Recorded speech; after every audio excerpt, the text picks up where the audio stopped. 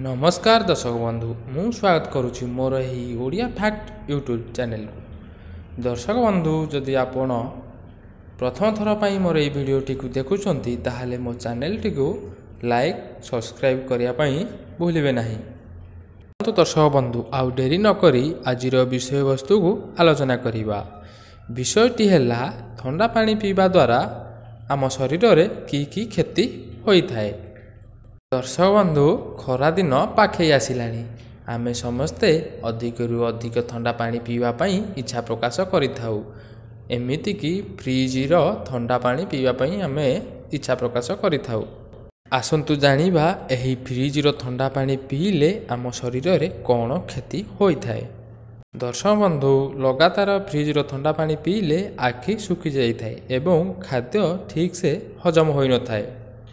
आउ बारंबार पेटरे खाद्य हजम नहेले यह कब्जरे परिणत होता है एवं पर यह कब्ज बा कोष्ठकाठिन्य समस्या होता है। फ्रिज रखा जाउथिबा पानीर तापमात्रा सामान्य रूप से बहुत कम होता है।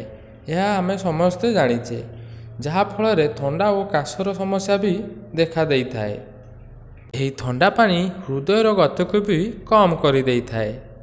जदि आमे अधिक रु अधिक ठंडा पानी सेवन करिबा यह आम हार्ट बीट्र बेग को कम कर देता है।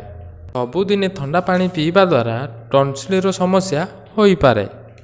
ठंडा पानी आपणकर पोषण तत्व को कम कर देता है। जदि आपण खाद्य खाई सारी तुरंत ठंडा पानी पिउचंती ताहेले खाद्य रे थिबा पोषण तत्व को नष्ट कर देता है। अधिक ठंडा पानी पीवा द्वारा आम फुसफुस एवं पाकस्थली भी खराब होबार संभावना रही थाए। दर्शक बंधु यह छड़ा दांत समस्या भी देखा देता है। ठंडा पानी पीवा द्वारा दांत झिमझिम होता है। यह द्वारा सीटीबीटी रोगर समस्या देखा दे पारे।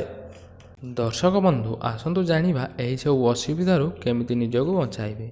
दर्शक बंधु जेहेतु गरम दिन आसीगलानी समस्ते ठंडा पानी पीवा को इच्छा प्रकाश करिथांती, किंतु एही समय ना अधिक ठंडा ना अधिक गरम पानी पीवा। आमे प्रकृतिर जेतिक ठंडा माने बोरिंग पानी हेउ अबा कूଅ पानी नहले घरे रखा जाउथिबा माठिया पानी एही सब पानी आम पाई बहुत उपकारी होइथाए।